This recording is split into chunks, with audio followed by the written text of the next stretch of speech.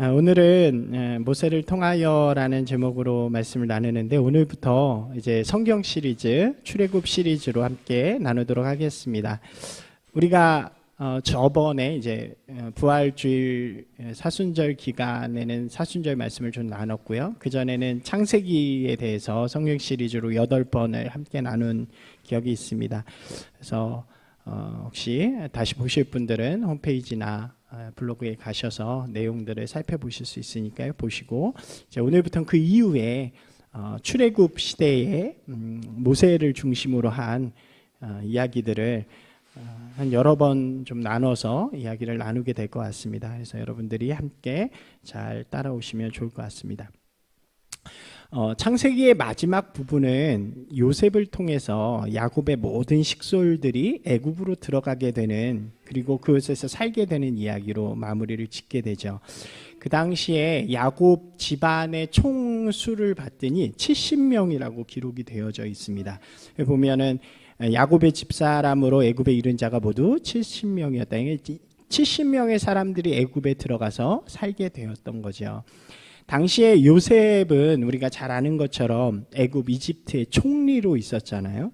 그러니까 왕이 그들을 후대한 거예요. 그래서 땅도 주고 집도 주고 그곳에서 살아갈 수 있도록 아주 잘 도와주는 그런 일들이 있었습니다. 그리고 나서 출애굽기의 시작은 굉장히 오랜 시간이 흘렀어요. 약 400년 정도의 시간이 지나서 야곱의 자손들이 매우 많아졌다고 이야기를 해요. 나중에 출애굽할 당시의 이야기를 보면 한 200만 명, 150만 명에서 200만 명 정도의 사람으로 많이 불어나게 된 거죠. 출애굽기 1장 7절은 이렇게 이야기합니다. 이스라엘 자손은 생육하고 불어나 번성하고 매우 강하여 온 땅에 가득하게 되었다라고 설명을 하죠. 우리가 역사적으로 보면 이집트의 이 400년이라는 기간 동안 많은 왕조가 변화되게 됩니다. 그래서 요셉 당시에 이들에게 우호적이었던 왕조가 있었잖아요. 근데 그 왕조가 바뀌어서 새로운 왕조들이 계속 들어오게 된 거죠. 그러다 보니까 자기네 땅에 자신들과는 다른 이방 민족이 살고 있는 거예요. 어땠을까요? 그러니까 우호적이었던 사람들은 괜찮은데 우호적이지 않은 왕조가 들어오니까 그들이 불편하기 시작한 거죠. 거기다가 아까 우리가 본 것처럼 강하고 온 땅에 가득하였다 그러니까 좀 불안하기 시작했던 것 같아요. 그래서 이 새로 들어선 이집트 정권은 히브리인이라고 불리는 이들을 압제하기 시작합니다. 1장 11절 말씀 한번 같이 읽어볼까요? 감독들을 그들 위에 세우고 그들에게 무거운 짐을 지워 괴롭게 하여 그들에게 바로를 위하여 국고성 비돔과 라암셋을 건축하게 하니라. 이 바알이라는 인물은 이집트의 왕의 이름이에요. 우리나라 임금 뭐 이렇게 하는 것처럼 바알은 왕의 이름입니다. 학대를 하는 거죠. 어렵게 하고 그래서 더 강해지지 못하게. 근데 성경에 보니까 학대를 받는데도 이 민족이 점점 거대해지고 점점 강해졌다 이렇게 이야기를 합니다. 그럴수록 더 많은 일들을 시키고 힘들게 하다가 그거 갖고도 안 되니까 어떻게 하냐면 자녀를 죽이기 시작하는 거예요. 산파들을 불러서 애가 딱 태어났을 때 남자면 죽이고 여자면 살려주고 이렇게 하는 정책들을 이 이집트에서 애굽에서 행하게 됩니다. 바로 이런 상황 속에서 모세가 태어나게 된 거죠. 모세란 인물이 중요한 것은 이스라엘 백성을 애굽이라는 곳으로부터 이렇게 탈출시켜서 구원해서 자유케 한 인물이기도 하지만 이 모세가 우리는 기독교는 예수님 중심의 종교잖아요. 그래서 예수님을 예표하는 인물이기 때문에 그래요. 구약의 인물들 중에서 그런 인물들이 많은데 특별히 모세가 그렇죠. 그럼 모세라는 이름의 뜻을 혹시 아시나요? 모세라는 이름의 뜻은 물에서 건져내다 라는 뜻을 갖고 있습니다. 그래서 다른 의미로는 구원하다 이런 의미를 갖고 있는 거예요.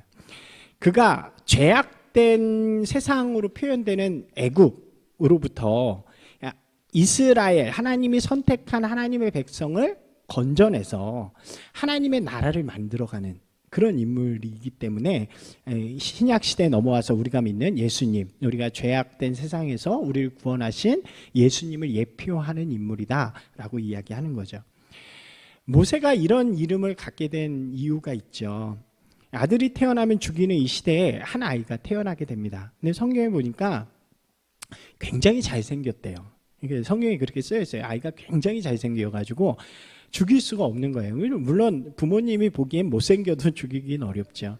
근데 너무 잘생기니까 죽이기 어려워서 그 아이를 잘 숨겨놓고 키우는데, 아이를 키워보는 사람들은 다 알겠지만 아이가 자꾸 자라면 숨기기가 어렵잖아요. 걸리면 죽으니까. 그래서 그 어머니가 눈물을 머금고 이 상자에다가, 갈대 상자에다가 그 아기를 집어넣고 나일강에다 띄워보내죠. 그 나일강에서 흘러가다가 도착한 곳이 바로의 딸이 목욕하고 놀고 하는 그런 장소였던 것 같아요. 그래서 그 아이가 떠내려와서, 무슨 바구니가 떠내려와서 봤더니 거기에 아이가 있었는데 너무 잘생긴 거예요. 그래가지고 이 바로의 딸이, 추측인데 성경에는 정확하게 나와 있지는 않은데 많은 다른 데선 그렇게 표현하는데, 아마도 결혼을 하지 않았거나 결혼을 했는데 아이가 없는 상태였을 것으로 추정되어지는, 이 공주가 그 아이를 보고 불쌍히 여겼다라고 성경은 이야기합니다. 그리고 그 아이를 키우기로 결정을 하게 되는 거죠. 그래서 이 물에서, 그 아이가 물에 흘러왔잖아요. 그래서 물에서 건져냈다. 그래서 그 아이 이름을 이 공주가 모세라고 짓게 되는 것입니다. 그렇게 모세는 왕궁에서 왕자로서 왕자의 교육을 받으면서 자라나게 되죠. 물론 왕이 될 수는 없죠. 양자이기도 하고 히브리인이니까요. 하지만 그는 왕궁에서 왕자로서의 교육을 받으면서, 고등교육을 받으면서 리더십도 키우게 되고, 군사훈련, 사람들을 이끌어가는 그런 교육을 받으면서 자라나게 되는 것입니다. 이러한 교육은 나중에 거의 한 150에서 200만 명이나 되는 사람들을 이끌어가는 힘이 되어지죠. 그것을 할 때, 다스릴 때 매우 큰 도움이 되었을 것으로 우리가 생각할 수 있잖아요. 여기서 우리가 한 가지 좀 생각해보고 넘어갈 수 있는 것은, 오늘 우리가 왜 열심히 살아야 하는가예요. 오늘 자신에게 있는 본분을 지키면서 우리가 최선을 다해서 살아가야 하는 이유를 여기서 생각해 볼 수 있다는 거죠. 왜 그렇습니까? 하나님께서 내 길을 어떻게 인도하시고 준비하실지를 모르는 거죠.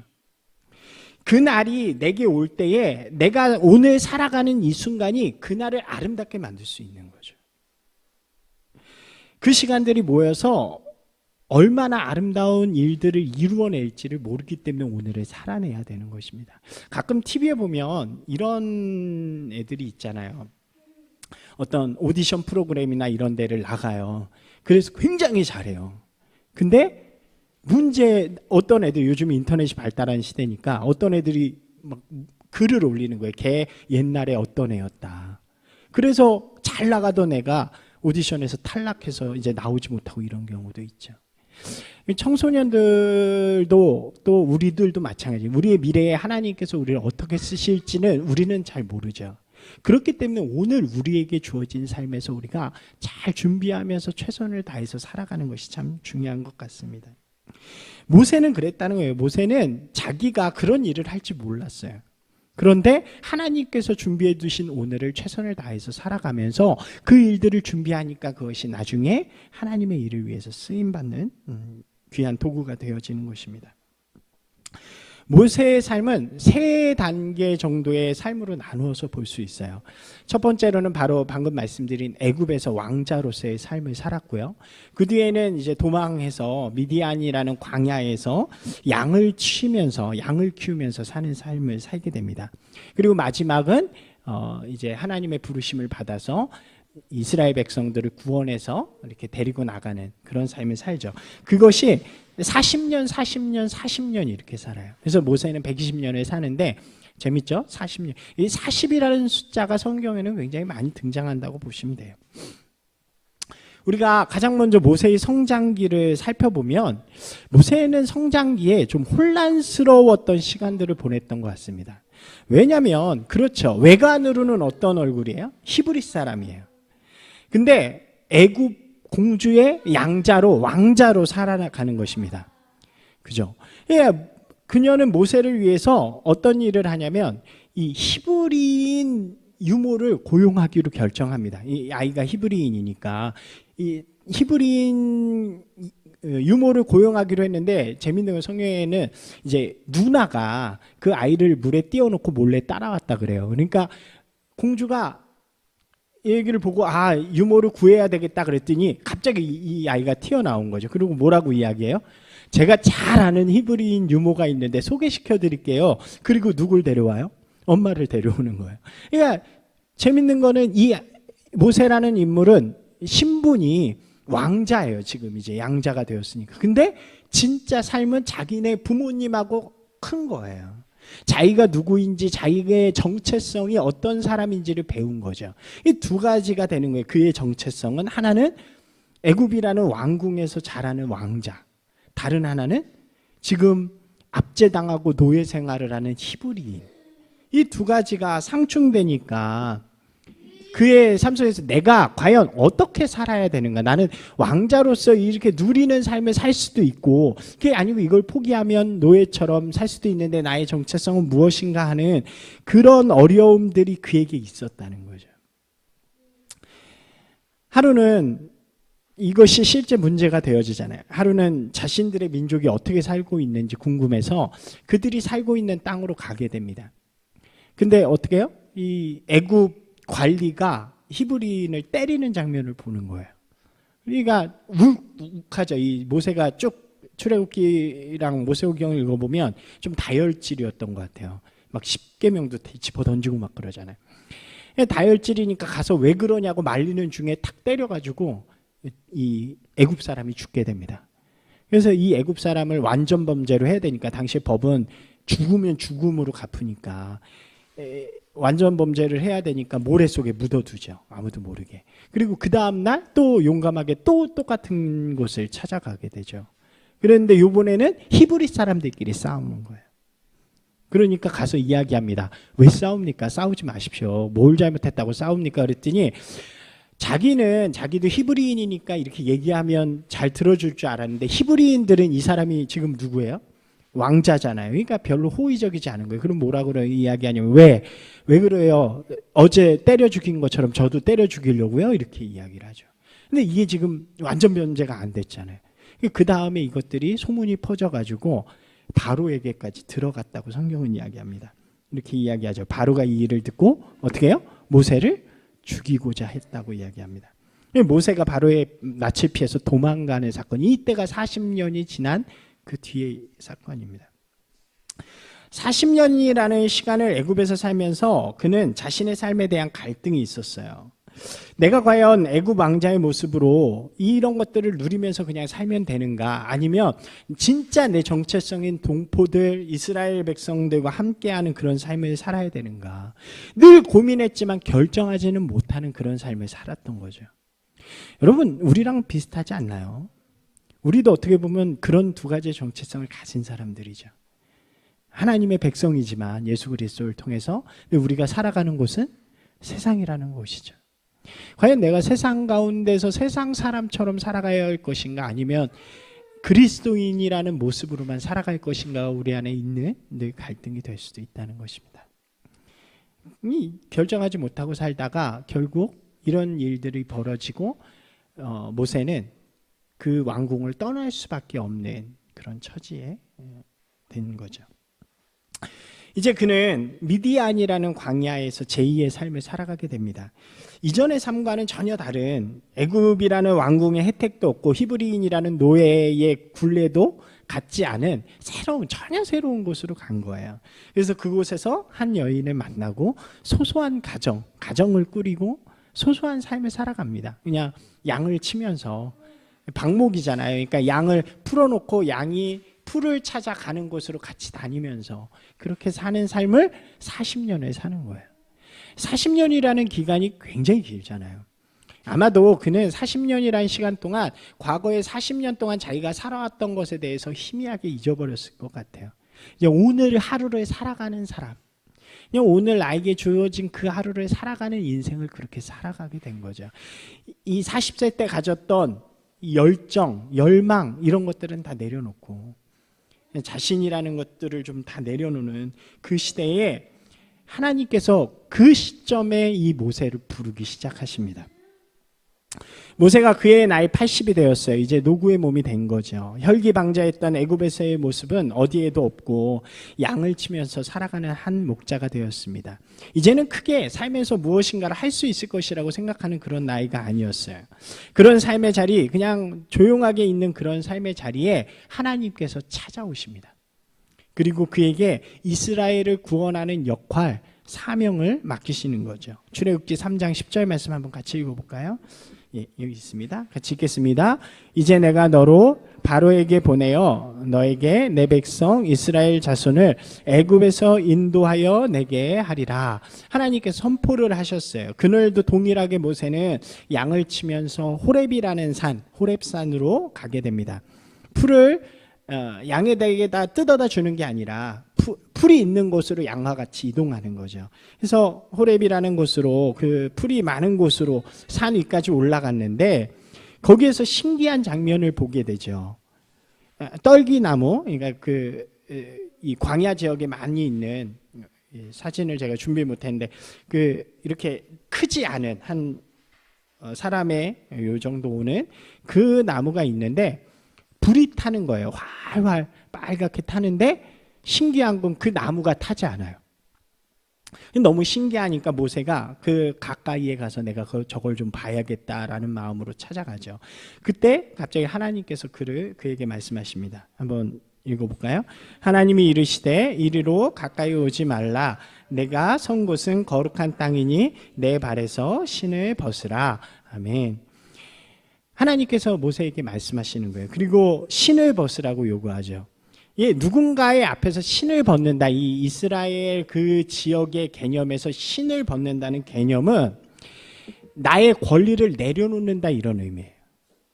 한번 따라서 해보실까요? 나의 권리를 내려놓는다. 그러니까 하나님께서 우리에게 요구하신 거는 신을 벗으라는, 네 권리를 내려놓으라고 모세에게 이야기합니다. 다르게 이야기하면 이 신을 그 앞에서 벗는다는 건 이제 내가 당신에게 속한 사람입니다라고 고백하는 것과 마찬가지예요.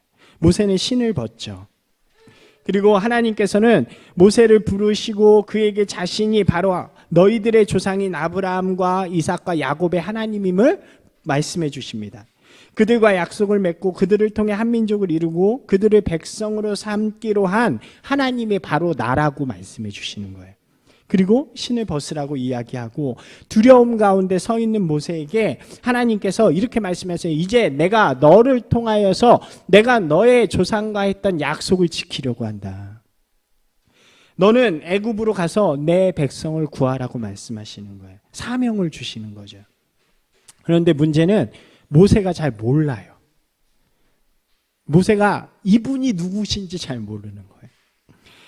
아마도 조상에 대한 이야기는 부모를 통해 들었겠죠. 그러나 이 모세에게 실제로 믿음이 있거나 하나님을 만나거나 경험한 적이 없습니다. 그래서 물어요.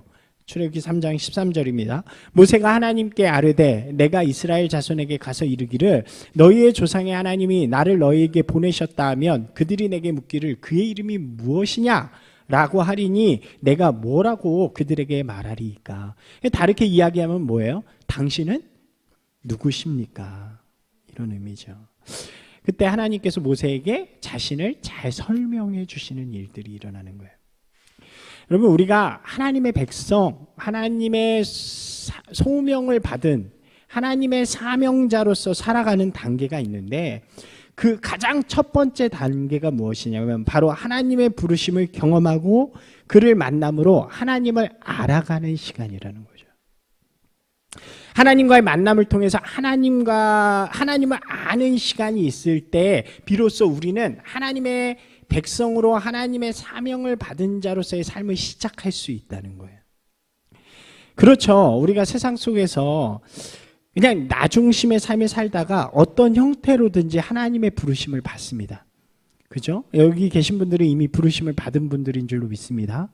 그러니까 여기 계시겠죠. 기억해 보세요. 부름을 받으신 적이 있죠. 그리고 어느 순간에 하나님을 경험하게 되는 순간들, 믿음을 결정하는 순간들이 있어요. 그런데 그것만으로는 하나님의 백성으로서의 사명으로 살아가지 못한다는 거예요. 믿음을 결정했다고 다 사명자로 살아가는 것은 아니라는 거죠. 그죠? 그것을 이루기 위한 가장 첫 번째 스텝이 무엇이냐면 하나님을 알아가는 시간이 있어야 한다는 거예요.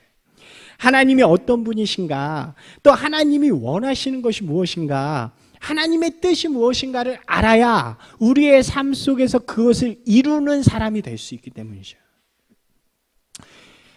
우리가 사랑하고 따르겠다고 말하지만 누구를 사랑하는지 또 어떤 길을 따라가는지를 모를 때가 참 많은 것 같아요. 제가 예전에는 청년 사역, 중고등부 사역을 많이 했기 때문에 교회에 있을 때, 큰 교회에 있을 때는 아이들이 감성적이잖아요. 그래서 막 찬양하고 막 기도하자고 막 그러면 막 가지고 막 수련회 같은 데 가면 울면서 하나님의 길을 따르겠습니다. 나오세요. 그럼 다 나와서 막 두 손 들고 막 이렇게 하죠. 그런데 정작 삶의 자리로 가면 똑같아요. 제가 그것을 몇 년을 겪으면서 왜일까를 생각해 보세요. 왜? 우리가 감성적으로 하나님은 좋은 분이시고 사랑하시고 우리를 구원해 주신다는 분임은 분명하게 선포하고 그거는 믿어요. 그런데 그 다음에 뭘 해야 될지 모르는 거예요. 하나님이 진짜 원하시는 것, 하나님의 뜻이 무엇인지, 하나님이 어떤 분이신지, 하나님이 이 땅을 향하여 가지고 있는 계획이 무엇인지 전혀 모르는 거죠. 그러니까 우리의 삶의 자리에 와서는 여전히 내 삶의 방식대로만 살아가게 되는 것입니다.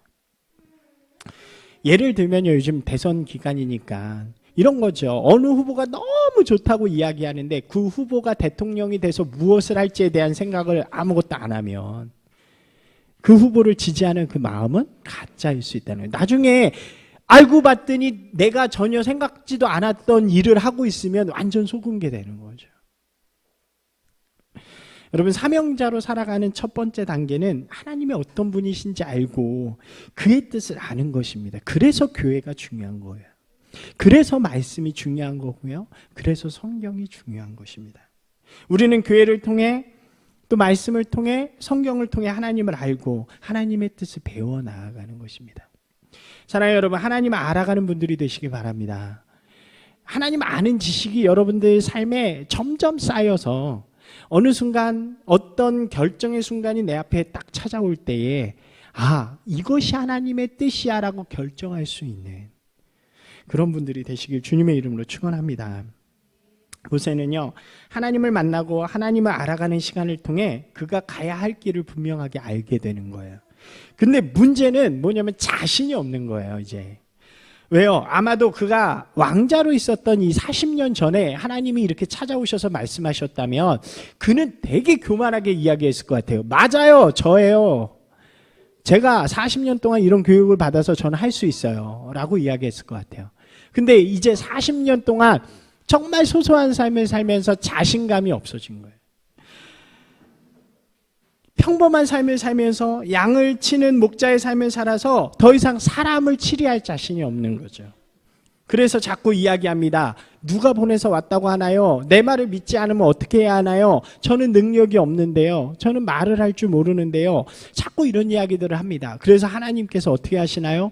그에게 행할 수 있는 능력을 보여주시는 거예요. 저는 이것을 두 번째 단계라고 이야기합니다. 하나님을 아는 것이 실제가 되는 경험이 우리 가운데 있어야, 하나님의 능력을 체험하는 것이 우리 가운데 있어야, 하나님을 경험하는 시간이 우리 가운데 있어야 우리가 하나님의 사명을 담대하게 세상 가운데 이뤄낼 수 있다는 거죠. 출애굽기 4장 2절에 하나님께서는 자신 없어 하시는 모세에게 이야기를 해요. 여호와께서 이르시되 내 손에 있는 것이 무엇이냐? 그러니까 지팡이입니다. 그러고 보여주죠. 그러니까 하나님께서 어떻게 하세요? 그 지팡이를 던져보아라. 딱 던졌더니 그 지팡이가 뱀이 되죠. 깜짝이야. 뱀이 얼마나 무서워요. 깜짝 놀라니까 다시 꼬리를 잡아봐라. 그러니까 꼬리를 딱 잡으니까 지팡이로 변화되는 그런 일이 일어납니다. 그리고 이렇게 말씀하시는 거예요. 4장 5절 한번 같이 읽겠습니다. 이는 그들에게 그들의 조상의 하나님 곧 아브라함의 하나님, 이삭의 하나님, 야곱의 하나님 여호와가 내게 나타난 줄을 믿게 하려 함이니라 하시고, 이것을 통해서 이러한 능력, 이러한 기적들을 통해서 내가 너와 함께 하겠다라고 말씀하십니다. 그래도 불안하셨는지 한 번 더 해요. 손을 품에 넣어봐라. 그리고 넣었다 빼니까 손에 나병, 우리가 이야기하는 한센병이죠. 병이 걸렸다가 또 넣었다 빼니까 깨끗해지죠. 한 번 더 보여주시고, 이러한 기적들은 어디까지 이어지냐면, 말씀하세요. 그것 이렇게 해고 이렇게 하면은 너가 될 거야. 그렇게 해서 이어지는 것이 10가지 재앙까지 쭉 이어지는 이야기입니다. 다음에 10가지 재앙은 또 우리가 함께 나누겠습니다. 모세는요, 이러한 하나님이 보여주시는 기적을 통해서 하나님의 능력을 체험하고 실제로 그가 가는 곳에서 그런 일들을 경험하게 되어지는 것이죠. 이것이 그의 믿음의 확신이 되고 능력이 돼서 두려움 없이 사명을 감당하는 사람이 되어지는 것입니다. 사랑하는 여러분, 우리가 사명을 감당하는 사람으로 살기 위해서는 하나님에 대하여 아는 것으로 시작하지만 그것이 우리의 삶의 경험이 되어져야 한다는 거예요. 중요한 것은 아는 것에서 머무르면 절대로 경험할 수가 없죠. 그래서 도전하는 것이 중요합니다. 제가 분별하다라는 단어를 말씀드렸잖아요. 하나님의 뜻을 분별하십시오. 성경에서 이야기하는 이 분별은 그냥 뭐가 하나님의 뜻이고 뭐가 하나님의 뜻이 아닌지 안다라는 의미가 아니라 뭐라고 말씀드렸어요? Test and approve. 도전해서 증명해내는 것. 실제로 해서 그 일이 나에게 역사가 되어지는 것을 의미하는 단어죠. 그래서 중요한 거예요. 기도하는 것이 하나님의 뜻이죠. 맞나요? 기도하는 건 하나님의 뜻이죠. 예, 알아요. 여기서 머물지 말라는 거예요. 어떻게 하라는 거예요? 기도하라는 거예요. 우리 삶에 어려운 문제가 있고 우리의 삶에 어떤 일들이 있을 때 기도해야지가 아니라 그 자리에서 기도하기 시작하는 것입니다. 사랑하고 용서하는 것이 하나님의 뜻인가요? 아멘이시죠? 아는 걸로 끝나지 않는 거예요. 진짜 용서했더니 어떤 일이 일어나는지를 그 일들을 통해서 경험해내는 거예요. 제가 신학교 다닐 때 경험한 신기한 일이 있었습니다. 엑츠라는 곳을 제가 다녔는데 거기는 그 양평에 있는 그 남한강 줄기의 수도원처럼 있는 학교예요. 그래서 주변에 아무것도 없었어요. 지금 많이 생겼는데 서점이 없습니다. 그래서 어떻게 하냐면 가끔 책상사들이 책을 가지고 학교로 들어와서 테이블 위에 책을 쫙 깔아놓고 팔게 됩니다. 근데 하루는 그곳을 지나다니다가 너무 가지고 싶은 책을 발견한 거예요. 구약 성서 백영사라는 책이었는데 그 당시 돈으로 6만 얼마인가 7만 원인가 이런 책이었어요. 이 정도 되는. 근데 너무너무 갖고 싶은데 신학생이 돈이 어디 있겠어요. 그래서 그 앞에서 계속 왔다 갔다 하면서 한번 펼쳐봤다가 또 저쪽 갔다가 괜히 다시 와서 펼쳐보다가 이러다가 결국 돈이 없으니까 포기하고 들어갔죠. 그래서 들어갔다가 그냥 푸념하는 마음으로 눈을 감고 하나님 앞에 하나님 저거 너무 갖고 싶었는데 제가 돈이 없네요. 나중에 돈 생기면 살 수 있게 해주세요. 뭐 이렇게 잠깐 기도를 했던 것 같아요. 그냥 기도라기보단 푸념 같은 거였죠. 그랬더니 이제 누군가가 그 책을 저에게 사주었으면 정말 좋겠지만 그런 일은 일어나지 않았습니다. 며칠 뒤에 한 달 정도 뒤였던 것 같아요. 제 2층에 기숙사에 있었는데 1층 형이 이제 방을 빼면서 어디로 가게 되는 그런 일이 있었어요. 근데 그 형이 이제 외국에 가면서 자기가 있던 책들이 많은데 후배들 줘야겠다고 몇몇 친한 후배를 딱 불렀는데 저도 갔죠. 근데 놀랍게도 그 책이 거기 있는 거예요. 물론 굉장히 헌 거죠. 형이 막 보고 줄 쳐놓고 했던 거. 근데 너무 그 책을 보고 가장 먼저 그 책을 잡으면서 그 형한테도 감사했지만 하나님 앞에 참 감사하고 그때 제가 느낀 감정이 그거였어요. 하나님은 푸념처럼 한 나의 기도도 들어주시는 분이구나. 이것이 어떤 사람은 저에게 이것이 기적이라고 이야기합니다. 그죠? 우연이라고 이야기합니다. 근데 저에게 이것은 하나님의 응답이고 하나님의 능력이고 체험이 되는 거죠. 이런 일들이 참 많아요. 사역하면서 교회를 개척하면서 이 장소를 주신 것도 사람들은 이런 곳이 어디 있어 우연처럼 이야기하지만 저에게는 하나님이 주신 하나님의 능력의 장소인 것입니다. 이런 일들을 우리의 삶에서 경험할 때 우리는 어떤 일에도 흔들리지 않는 사명의 자리로 나아갈 수 있다는 거죠. 사랑하는 여러분, 삶의 작은 자리에서 하나님의 능력을 먼저 경험하시는 분들이 되시기 바랍니다. 작은 것부터 기도하고요, 그 일이 이루어질 때 감사하는 삶을 살면 큰 일에서도 우리는 흔들리지 않을 수 있는 거죠. 이제 모세는요, 능력을 체험했지만 아직도 자신이 없었던 것 같아요. 그런 기적을 체험했음에도 아직도 모세가 우리가 생각하는 만큼 되게 대단한 인물은 아니었던 거예요. 또 자신이 없어요. 그래서 뭐라고 이야기하냐면 4장 10절에 보니까 한번 읽어볼까요?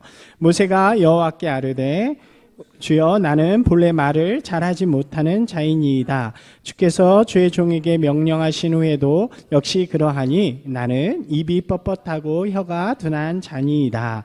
뭐라고 이야기하는 거예요? 말을 잘 못한다는 거예요. 제가 어떻게 가서 이야기하겠습니까? 근데요, 실제로 모세는 말을 참 잘해요. 그러니까 이 말을 잘 못한다는 거는 핑계인 거죠. 자신이 없다는 거죠. 그래서 이렇게 말해요. 하나님께서 뭐라고 그러시냐면, 그럼 내가 네 입이 되어주겠다. 내가 너와 함께해서 내가 이야기하겠다 말씀하시는데 이렇게 이야기해요. 모세가 이르되 오 주여 보낼 만한 자를 보내십시오. 여러분 어떠세요? 꼭 저 같지 않으세요? 하나님의 역사에 이룰 때 우리가 항상 하는 말이죠. 저는 능력이 없습니다. 저는 힘이 없습니다. 그래서 하나님께서 아론이라는 그의 형을 그에게 붙여주시죠.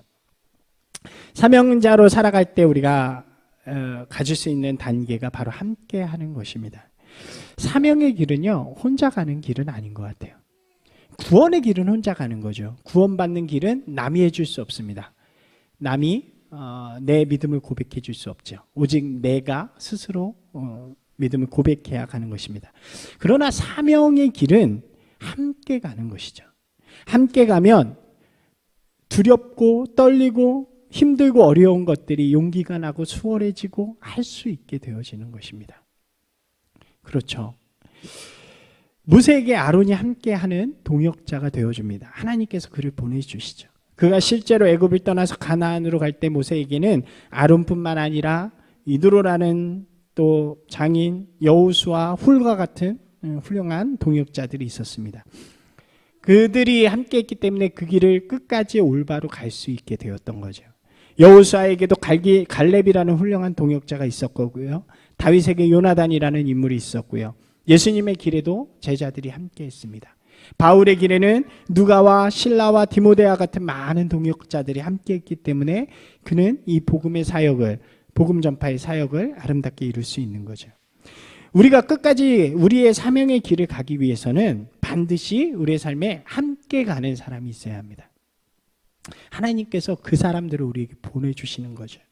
교회에서는 우리가 함께 가는 동역자가 되기를 소망합니다. 교회 목사가 그냥 혼자 가고 나머지는 따라오는 그런 게 아니고요. 모든 성도들이, 목사를 포함한 모든 사람들이 함께 동역하면서 가는 것입니다. 아멘이신가요? 예. 또 가정에서는 부부가 동역이 되고 자녀와 부모가 동역자가 되어져서 하나님의 길을 같이 걸어가야죠. 직장에서는 서로 위하고 기도해주고 섬겨자는 동역자가 있는 것이 참 행복한 일이 되는 것입니다. 신앙의 길에 반드시 동역자가 있을 때 그 길을 끝까지 힘들지 않고 서로 격려하면서 갈 수 있는 거죠. 사랑하는 여러분, 여러분이 먼저 좋은 동역자가 되주시기를 소망합니다. 교회에서뿐만 아니라 가정에서 우리 아드님, 어머니, 예, 그렇게 좋은 동역자 얼마나 좋아요. 같이 오니까 개척이 교회도 이렇게 용기 있게 오실 수 있고 또 직장에서도 저 사람이 나에게 좋은 사람이 되어주기를 먼저 바라기보다는 내가 좀 그 사람에게 좋은 동역자가 되어줘야겠다라는 마음을, 그리스도의 마음을 먼저 갖는 분들이 되시기 바랍니다. 이제 모세는요, 하나님의 사명을 들고 애굽으로 향하여서 가게 됩니다. 이 말씀을 준비하면서 생각해 봤어요. 애굽은 지금으로 말하면 미국과 같은 나라죠. 그 나라를 향해서 홀로 가는 거예요.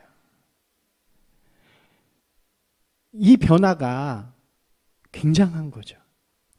담대하고 용기 있는 변화. 참 훌륭한 사람이라고 생각이 되었습니다. 그렇게 애굽을 향해서 가서 그곳에서 하나님의 이름으로 능력을 행하고 이스라엘 백성들을 애굽으로부터 구원해서 하나님의 백성의 자리로 인도하게 됩니다. 그리고 모세는 이스라엘의 위대한 선지자요 민족 국가를 세운 위대한 리더가 되어지는 거죠. 사랑하는 여러분, 하나님께서는요 우리 모두를 이 땅에 하나님의 일을 감당하는 사명자로 불러주셨음을 믿습니다. 그 사명에 순종하며 용기 있게 도전하는 삶이 바로 그리스도인의 삶이라고 생각해요. 우리가 그러기 위해서 가장 먼저 하나님을 아는 분들이 되시기 바랍니다.